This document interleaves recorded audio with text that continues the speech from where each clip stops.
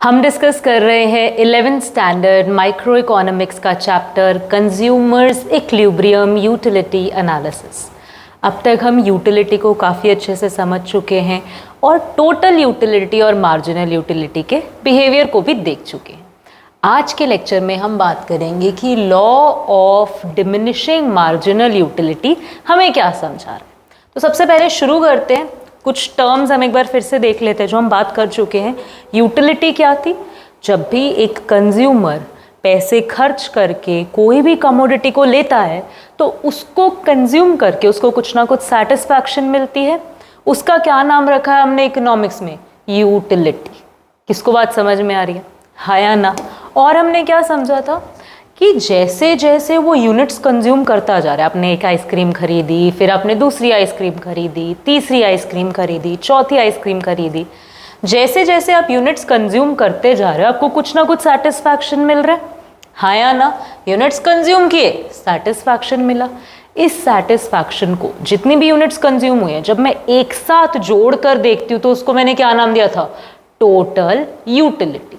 और अगर मैं हर इंडिविजुअल स्टेप की सेटिस्फैक्शन देख रही हूँ, इंडिविजुअल स्टेप की सेटिस्फैक्शन, इंडिविजुअल स्टेप की सेटिस्फैक्शन, एक आइसक्रीम की सेटिस्फैक्शन, फिर दूसरी आइसक्रीम की सेटिस्फैक्शन, फिर तीसरी आइसक्रीम की सेटिस्फैक्शन, उसको मैंने क्या नाम दिया था? Marginal utility. इतनी बात हम पढ़ चुके हैं, हम समझ चुके हैं 2 लेक्चर्स में। आज के लेक्चर में हम मार्जिनल यूटिलिटी की बिहेवियर को ही एक फॉर्मल टर्म्स में पढ़ने वाले, क्योंकि लास्ट लेक्चर में हमने नोटिस तो कर ही लिया कि हमारा जो ये MU है ये क्या हो रहा है? घटता जा रहा है। किसको याद आया? हमने बात की तो थी, अगर आपके पास एक मैंगो है, आपने उसको छीला, उसको खा लिया, बड़ा मज़ा आया, गर्मी में सबसे पसंदीदा फूड मैंगो।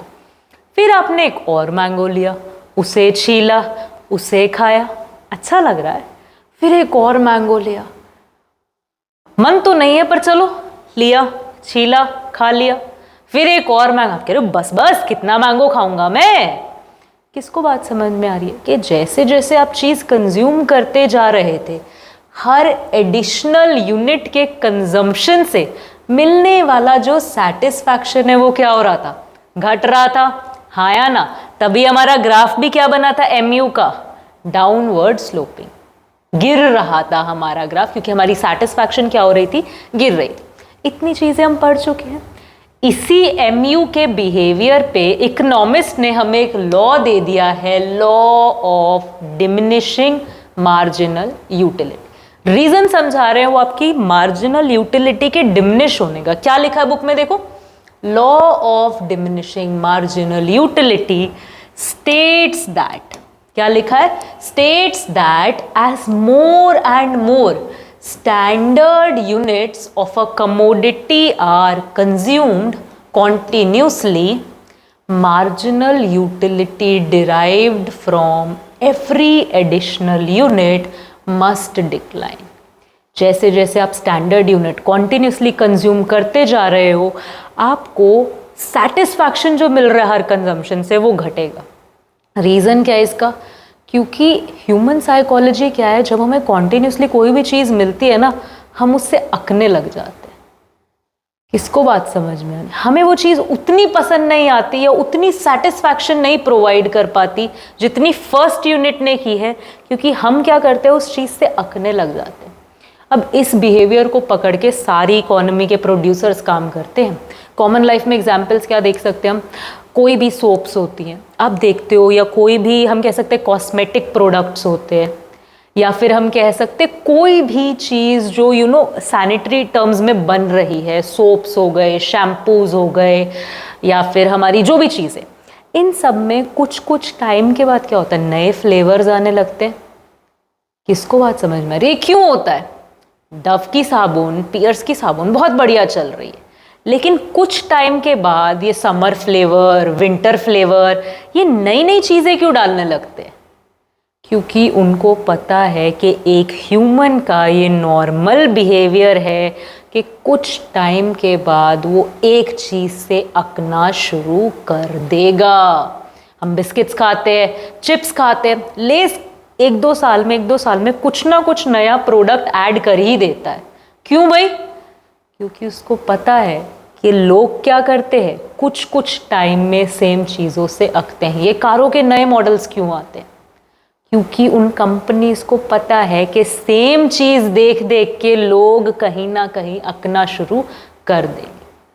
हालांकि ये जो हमारी बुक हमें लॉ समझाती है, ये इन एग्जाम्पल्स के साथ नहीं समझाती, ये हमें बहुत शॉर्ट टर्म में चीज़ों को हमारी आंखों के सामने समझाने की कोशिश करती है।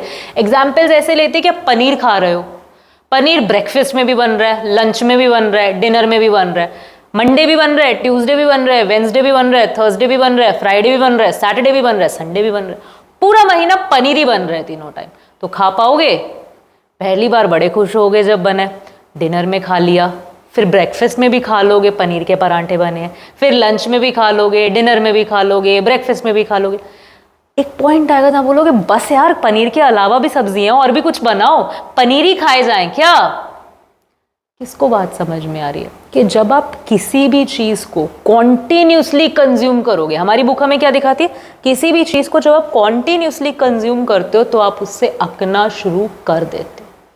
इसकी रियल लाइफ एप्लीकेशन हम कहीं भी देख सकते हैं। इस लॉ को हम कहीं भी अप्लाई कर सकते हैं। फैशन इंडस्ट्री में अप्लाई कीजिए, पहले स्किनी जीन्स चलती थी, उसके बाद आजकल कैसी ऐसी खुली खुली जीन्स चलती हैं। किसको बात समझ में आ रही है? स्किनी जीन्स से पहले बेल बॉटम्स का ट्रेंड था। यानी कि कुछ कुछ टाइम के बाद ये चीज़ें बदल क्यों रही हैं? क्योंकि जो लोगों के पास चीज़ आ रही है हाथ में, उससे वो ग्रेजुअली कुछ टाइम के बाद अकना शुरू कर देंगे। किसको बात समझ में आ रही? कंपनीज को बिहेवियर समझ में आता है, इसीलिए वो अपने प्रोडक्ट में कुछ ना कुछ वेरिएशन लाते रहते हैं। बोलो बात समझ में आ रही है? डिमिनिशिंग मार्जिनल यूटिलिटी हमें क्या समझाना चाह रहा है कि जैसे जैसे आपने पहली आइसक्रीम खाई कुछ सेटिस्फैक्शन, दूसरी खाई कुछ सेटिस्फैक्शन, तीसरी खाई घटा, चौथी खाई घटा, पांचवी खाई घटा, छठी कह रहे हो बस यार और आइसक्रीम नहीं खा सकता हूं मैं, तो आपकी मार्जिनल यूटिलिटी क्या करती है? डिमिनिश कर जाती है जब आप कॉन्टिन्यूस कंजम्पशन कर रहे हो स्टैंडर्ड यूनिट्स का।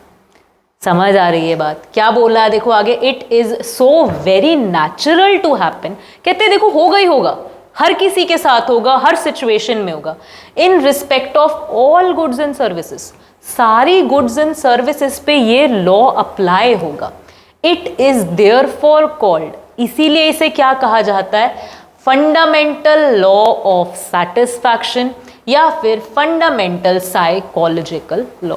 ह्यूमन साइकोलॉजी पे लॉ बना दे कि भाई ये तो होगा ही होगा, बेसिक है ये तो, सब कंज्यूमर्स का बेसिक नेचर है ये तो, कि वो कुछ टाइम के बाद चीज़ें जो कंज्यूम कर रहे हैं उससे अकना शुरू कर देंगे। किसको बात समझ में आ रही है? हाँ या ना? लॉ ऑफ डिमिनिशिंग यूटिलिटी आपको कोई एक्सप्लेन करने बोलेगा तो सिंपली कैसे एक्सप्लेन करोगे कि भाई देखो जैसे जैसे स्टैंडर्ड यूनिट्स कॉन्टिन्यूसली कंज्यूम होती जाएंगी तो एक इंसान अकना शुरू कर देगा, उसकी मार्जिनल यूटिलिटी डिक्लाइन होने लग जाएगी। इतनी बात हमें समझ में आ गई है। कोई भी लॉ बनता है उसके बेसिकली कुछ ना कुछ अजम्पशंस होते हैं, कुछ ना कुछ चीज़ें हम मानकर चलते हैं कि अगर इस लॉ में ऐसा नहीं होगा फिर ये लॉ एप्लीकेबल नहीं हो सकता। ये चीज़ तो आपको करनी पड़ेगी अगर इस लॉ को अप्लाई करना है तो वो क्या चीज़ है हमारे पास? हमारे इकोनॉमिस्ट क्या बोल रहे हैं कि देखो स्टैंडर्ड यूनिट कंज्यूम करना है तभी मार्जिनल यूटिलिटी घटेगी। स्टैंडर्ड यूनिट से क्या मतलब है? यहाँ देखो, स्लाइस ऑफ मैंगो और एक पूरा मैंगो, यानी कि आपको भूख है कि आपको एक मैंगो मिले, लेकिन घर में एक ही आम कटा और आपके हिस्से 4 लोग हैं फैमिली में, आपके हिस्से सिर्फ एक ही स्लाइस ऑफ मैंगो आया है। तो आप जब अगला स्लाइस खाओगे तो आपको मेरी तो मार्जिनल यूटिलिटी घटी ही नहीं। किसको बात समझ में आ रही है कि आपने फर्स्ट स्लाइस खाया, सेकंड स्लाइस पे आपकी मार्जिनल यूटिलिटी, आप कह रहे हो मेरी तो घटी नहीं है, लॉ तो बकवास है। पर नहीं, आपको भूख कितनी थी? एक मैंगो की, आपने खाया कितना? सिर्फ एक स्लाइस, तो वहां ये लॉ अप्लाई नहीं होगा। हमारा लॉ कब अप्लाई होगा? जब आप किसी भी चीज की स्टैंडर्ड यूनिट्स को कंज्यूम कर रहे हो। हमारी बुक इसमें लिख देती है a cup of T not a spoon of T, यानी कि अगर आपने एक चम्मच भर के चाय पी ली और फिर दूसरी चम्मच भर के पी, अरे मेरी तो मार्जिनल यूटिलिटी घटी ही नहीं दूसरी चम्मच पे। नहीं, बात क्या हो रही है? एक कप अगर आपके लिए स्टैंडर्ड यूनिट है, एक कप के कंजम्पशन के बाद जब दूसरा कप पियोगे तब मार्जिनल यूटिलिटी घटेगी। किसको बात समझ में आ गई? सेकंड पॉइंट क्या है? Consumption of commodity is continuous. हमारी बुक हमें समझाती है कि कॉन्टिन्यूसली क्या होना चाहिए? चीज़ों का कंजम्पशन होना चाहिए। कैसे समझाती है? कि आइसक्रीम खा रहे हो, एक आइसक्रीम खाई, उसके बाद ही दूसरी आइसक्रीम खाई, उसके बाद ही तीसरी आइसक्रीम खाई। किसको बात समझ में आई? हमारी बुक हमें समझाने के लिए इस लॉ को इस तरीके से प्रेजेंट करती है, लेकिन अगर आप इसकी रियल लाइफ में एप्लीकेबिलिटी देख रहे हो तो लॉन्ग रन में जो सेम चीज़ें हैं, चाहे वो कॉन्टिन्यूसली नहीं भी कंज्यूम हुई, पर एक पीरियड में कंज्यूम होती जा रही हैं, होती जा रही हैं, होती जा रही हैं, तो बेसिकली वो भी क्या कर जाएंगी? उनकी मार्जिनल यूटिलिटी भी डिमिनिश कर जाएगी। जब हम कॉन्टिन्यूसली ऐसे बात करते हैं ना, over the period of time, किसको बात समझ में आ रही है? कि over the period of time जब हम कॉन्टिन्यूस को देखते हैं तो कॉन्टिन्यूस का मतलब ये नहीं होता कि ब्रेकफास्ट, अगले दिन का ब्रेकफास्ट और अगले दिन का ब्रेकफास्ट, इस तरीके से नहीं देखा जा सकता। हमारी बुक हमें क्या बोल रही है? बच्चे जो हम लोग समझते हैं, क्या बोल रही है? कि ब्रेकफास्ट में खाया, फिर उसके बाद जैसे ही एक पराठा खा लिया, एक और पराठा खाओ, एक और पराठा खाओ, एक और पराठा खाओ। पर इस तरीके से कंजम्पशन पॉसिबल नहीं होगी। लेकिन अगर आप ब्रेकफास्ट में एक महीने तक आलू का पराठा खाते हो, फिर भी आपकी सेटिस्फैक्शन रिड्यूस होगी ही होगी। हमें सिंपल समझाने के लिए हमारी बुक हमें क्या बोल देती है? कि कंजम्पशन कॉन्टिन्यूसली की गई है, पर कॉन्टिन्यूस का अगर हम रियल मीनिंग समझते हैं तो continuous over the period of time भी हो सकती है। किसको बात समझ में आ रही है? हाँ या ना? लेकिन हम हमारी बुक के हिसाब से कैसे लिखने वाले? सही चीज़ हमने क्लिक कर ली दिमाग में कि कैसे बात हो रही है, कॉन्टिन्यूस टर्म को किस तरीके से यूज़ किया जा रहा है, लेकिन हम पेपर में कैसे लिखने वाले हैं? पेपर में हम कंजम्पशन कॉन्टिन्यूस बताएंगे कि एक यूनिट कंज्यूम किया, फिर दूसरा यूनिट कंज्यूम किया, फिर तीसरा यूनिट कंज्यूम किया, फिर चौथा यूनिट कंज्यूम किया। किसको बात समझ में आ रही है? चलो, अब ये क्या आ गई हमारे सामने? एक्सेप्शंस क्या है लॉ की, कि कहाँ आकर ये लॉ फेल हो जाता है। कहता भाई इन चीज़ों में नहीं लग सकता मैं। ये लॉ बोलता है कि इन चीज़ों पे मैं अप्लाई नहीं होता। अगर कोई चीज़ आपकी हॉबी या एडिक्शन हो, फॉर एग्जाम्पल कि आपको पेंट करने का शौक है, आपको जितना मर्जी आपको पेपर और ब्रश दे के बैठवा दो और जितना मर्जी टाइम आप पेंट कर सकते हो। आप बोल रहे हो मेरी तो मार्जिनल यूटिलिटी घट ही नहीं रही, ये लॉ तो बकवास है। नहीं, लॉ बकवास नहीं है, वो आपकी हॉबी है। किसको बात समझ में आ रही? एडिक्शन हो, लोग बोले कि वो फलाना फलाना पर्सन है, वो तो डेली सिगरेट पीता है, वो तो अक ही नहीं रहा है उस चीज़ से, उसकी मार्जिनल यूटिलिटी तो घट ही नहीं रही है। कैसे घटेगी? वो उसका क्या है? एडिक्शन है। किसको बात समझ में आ रही है?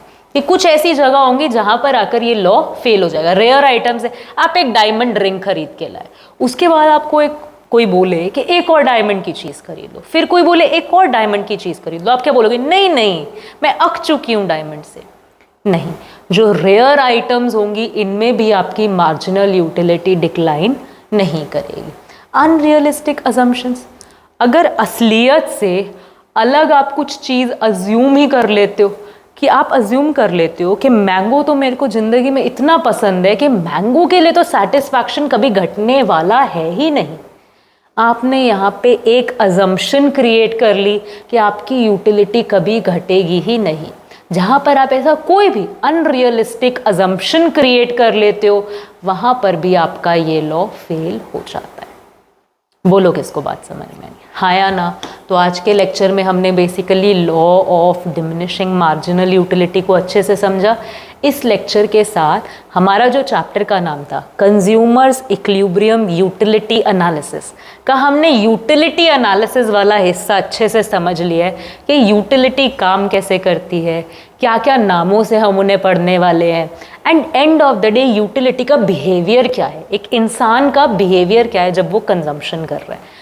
नेक्स्ट लेक्चर में अब हम अदर साइड ऑफ इक्वेशन उठाएंगे, कंज्यूमर के बिहेवियर से यूटिलिटी को रिलेट करेंगे, एंड फिर हम अपने जवाब तक पहुंचने की कोशिश करेंगे कि कहाँ तक एक कंज्यूमर कंजम्पशन करने वाला है, या कंज्यूमर अपना खर्चा किस तरीके से प्लान करने वाला है। किसको बात बिल्कुल समझ में आ रही है? हाँ या ना? Law of diminishing marginal utility समझ आया? अगर कोई भी डाउट्स है, कोई भी क्वेरीज है तो कमेंट सेक्शन में ड्रॉप कर सकते हो, या डिस्क्रिप्शन में दिए गए चैनल्स पे हमसे कांटेक्ट कर सकते हो। मिलते हैं नए लेक्चर्स, नई वीडियोस के साथ। तब तक के लिए have a good day, keep learning.